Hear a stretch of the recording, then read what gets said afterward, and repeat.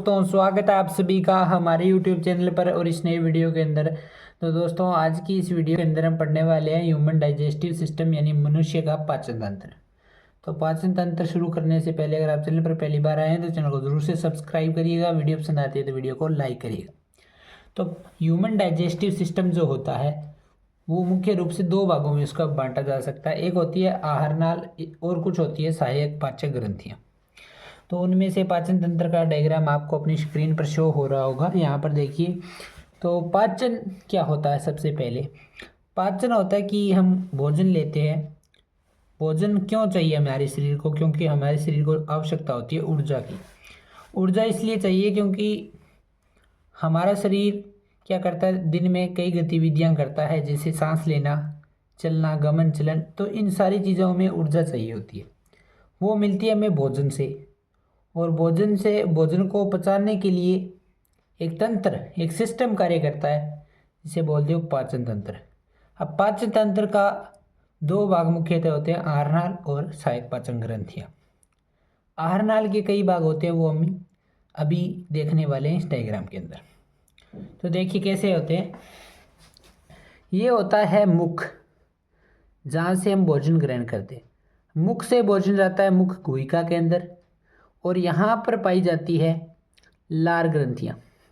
क्या पाई जाती है? लार ग्रंथियाँ। यहाँ पर ये है कर्णपुरव ग्रंथि, और यहाँ पर लार ग्रंथियाँ पाई जाती है मुख गुहा के आसपास वाले क्षेत्र में। वो क्या करती है, इस मुख गुहा में भोजन में लार मिक्स करती है।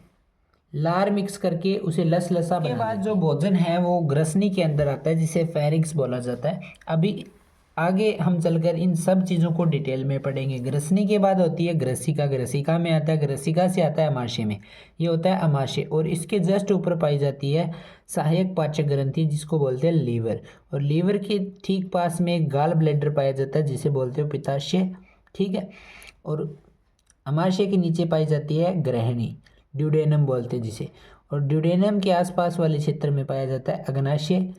ठीक है। अग्नाशय के जस्ट नीचे पाया जाता है छोटी आंत और बड़ी आंत। ठीक है। और यहाँ पर नीचे देखेंगे, इस आंत के नीचे ये होती है परिशेषिका, यानी अपेंडिक्स बोलते हैं जिसको। ठीक है। और अपेंडिक्स के यहाँ पर ऊपर होता है, ये होता है मलाशय, और मलाशय के जस्ट थोड़ा सा नीचे होती है गुदा या अनस। ठीक है। ये होती है इंटेस्टाइन यानी आंत। ये होती है आरोही वृद्धांत्र, वृद्धांत्र बोलते हैं। ठीक है। बड़ी आंत को वृद्धांत्र और छोटी आंत को शुद्धांत्र बोलते हैं। ठीक है। और ये होता है अग्र शुद्धांत्र, जो बीच में फैली है ये है छोटी आंत और ये है बड़ी आंत। ठीक है। तो ये होता है मनुष्य का डाइजेस्टिव सिस्टम। मुख से स्टार्ट होता है और गुद्दा पर ये समाप्त होता है। ठीक है। तो इसमें कुछ ये संरचना पाई जाती है जो भी हमने देखी। अब हम स्टेप बाय स्टेप प्रत्येक चीज़ को स्टडी करेंगे। तो आज की इस वीडियो में हम पढ़ेंगे मुख एवं मुख गुहिका के बारे में। काफ़ी लंबा टॉपिक है, काफ़ी डिटेल में हम पढ़ने वाले हैं, तो थोड़ा टाइम लग सकता है, इसमें 2-3 वीडियो लग सकती है।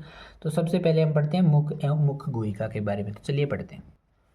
तो जैसा कि मैंने आपको बताया था कि आहार नाल के दो भाग होते हैं, पाचन तंत्र के दो भाग होते हैं। एक होती है आहार नाल, यानी जिसे बोलते हो इंग्लिश में एलिमेंट्री कैनाल। क्या बोलते हो? Alimentary canal. एलिमेंट्री कैनाल या आहार नाल होती है। और दूसरा भाग होता है सहायक पाचक ग्रंथियाँ। उनमें से सबसे पहले आहार नाल पढ़ते हैं। मनुष्य की जो आहार नाल होती है वो 8 से 10 मीटर लंबी होती है, यानी इसकी लंबाई, लेंथ कितनी होती है? 8 से 10 मीटर लंबी होती है। और ये कैसी होती है? कुंडलित अवस्था में होती है।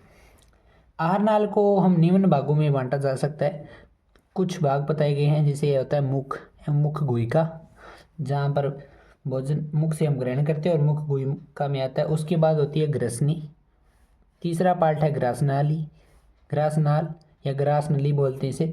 चौथा होता है स्टमच या आमाशय। पांचवा है छोटी आंत, और छठा है बड़ी आंत, और सातवां है मलाशय। ये 7 भाग होते हैं आहार नाल के। ठीक है। तो अब सबसे पहला भाग है मुख एवं मुख गुहिका। तो आज की इस वीडियो में हम पढ़ेंगे बेसिकली मुख एवं मुख गुहिका के बारे में। तो चलिए देख लेते हैं मुख एवं मुख गुहिका। तो मुख एवं जो मुख गुहिका होती है, इसे बोलते हैं, मुख को बोलते हैं माउथ एंड मुख गुहिका को बोलते हैं बक्कल कैविटी। गुहिका के लिए कैविटी यूज़ किया गया है, मुख के लिए बक्कल यूज़ किया गया। तो देखते हैं।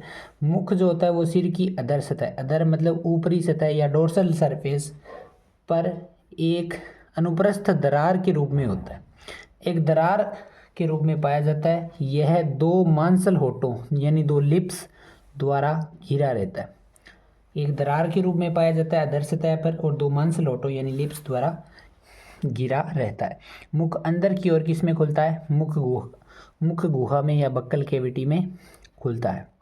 मुख गुहा में दांतों एवं गालों के बीच का स्थान, दांत या टिथ जो होते हैं वह चिक्स यानी गाल के बीच का जो स्थान होता है उसे नाम दिया जाता है प्रघाण या वेस्टिबुल।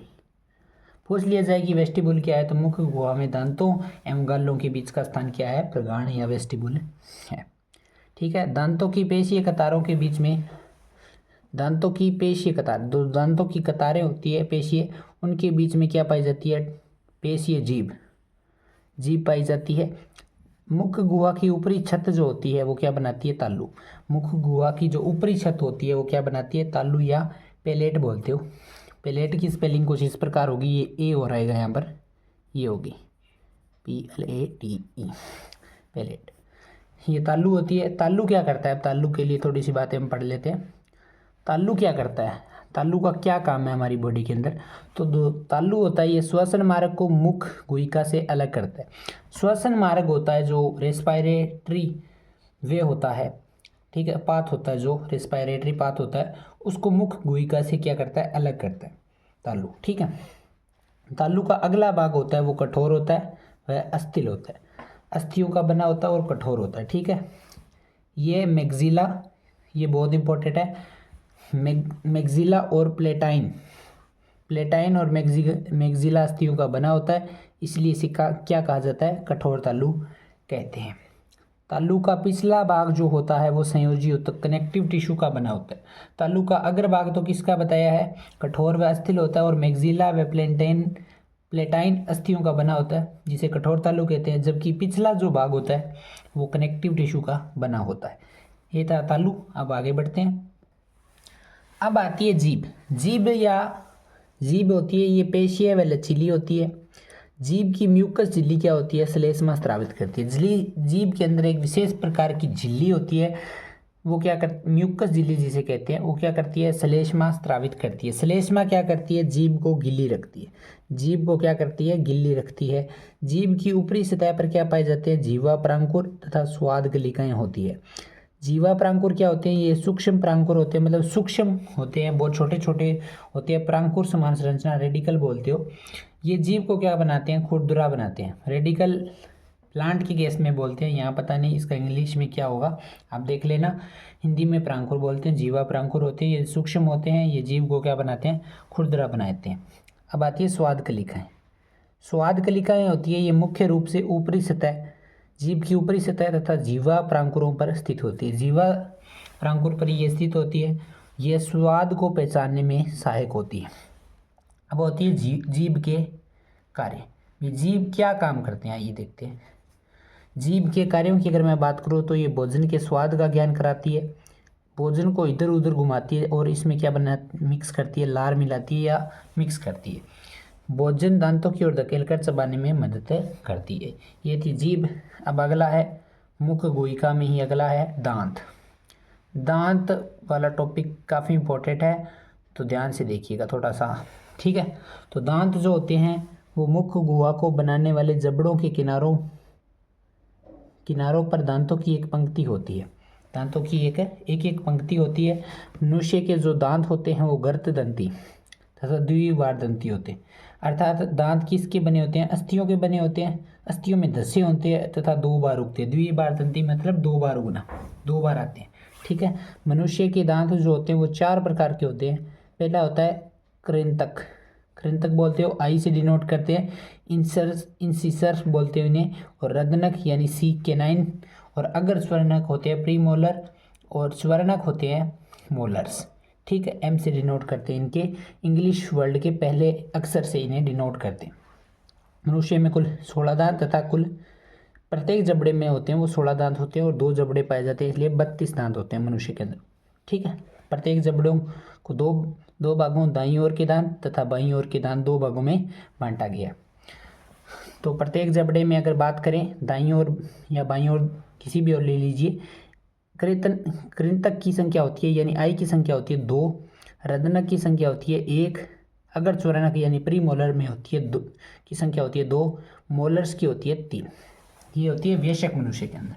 अभी हम दंत सूत्र पढ़ने वाले हैं, वहाँ पर ये चीज़ें हम देख लेंगे, दांतों की संख्या भी निकाल कर दिखाएंगे आपको, तो बने रहिए।